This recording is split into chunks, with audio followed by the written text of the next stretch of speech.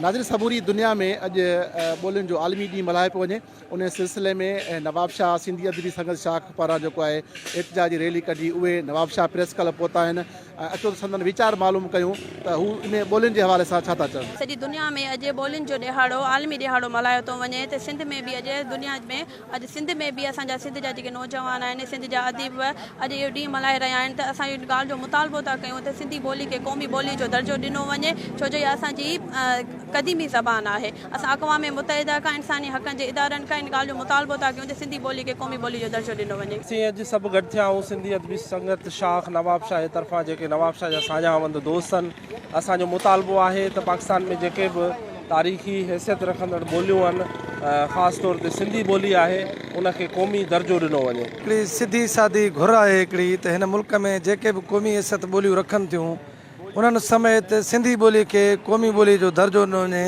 ऐं सिंधी अदबी संगत शाख नवाब शाह पारां हीउ जेको मुज़ाहिरो थिए थो उहा घुर करे थी इन जेके वस वारा माण्हू आहिनि, जेके क़ौमी इदारनि में वेठा आहिनि, त ॿियनि ॿोलियुनि सां गॾु सिंधी ॿोली खे क़ौमी ॿोली जो दर्जो ॾिनो वञे। अॼोको ॾींहुं असां पंहिंजी ॿोली सिंधी ॿोलीअ सां पंहिंजे माना मुहबत जो इज़हार कयूं था ऐं इहा घुर कयूं था त असांजी सिंधी ॿोलीअ खे क़ौमी ॿोलीअ जो दर्जो ॾिनो वञे। सिंधी ॿोलीअ खे क़ौमी दर्जो ॾिनो, न रुगो सिंधीअ खे पर पंजाबी, पछतो, बलोची ऐं सराइकीअ खे बि उन्हनि खे पंहिंजा ज़ाती हक़ ॾिना वञनि त जीअं उहो हर क़ौम पंहिंजे ज़बान में पंहिंजा इज़हार पेश करे सघे। सिंध असेंबली केतिरा ई भेरा करारदाद बि पास करे चुकी आहे, जंहिं लाइ असांजी गुज़ारिश आहे त उन करारदाद ते अमल करायो वञे, सिंधी ॿोलीअ खे क़ौमी ॿोली जो दर्जो ॾिनो वञे ऐं प्राइवेट स्कूलनि में सख़्तीअ सां उन ते अमल करायो वञे त जीअं सिंधी ॿोलीअ खे लाज़मी ॿोलीअ तौरु पढ़ायो। ॿोलियुनि जो वैल्यूज़ सां सिधो मुतालिक़ आहे, इंसानी क़दरनि सां, तव्हांजे अदब जे क्लासिक्स सां तव्हांजे ॿोलियुनि जो तालुक़ आहे। इन करे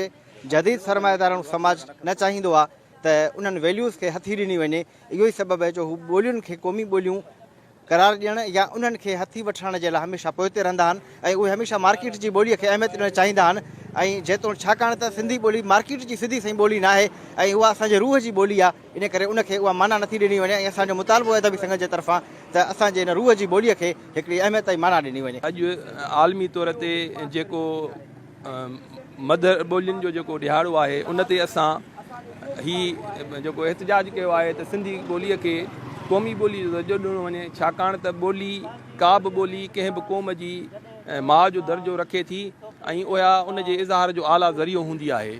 इन करे हिन सिंध में सिंधी ॿोलीअ जो क़ौमी ॿोलीअ जो दर्जो हुजणु उनजो बुनियादी हक़ आहे, जंहिंखे सदाईं मसमार कयो आहे, उनखे पोइते धिकियो वियो आहे। नाज़रीन ही सिंधी अदबी संगत शाख नवाब शाह जे अॻुवान जो ॻाल्हियूं ॿुधियूं।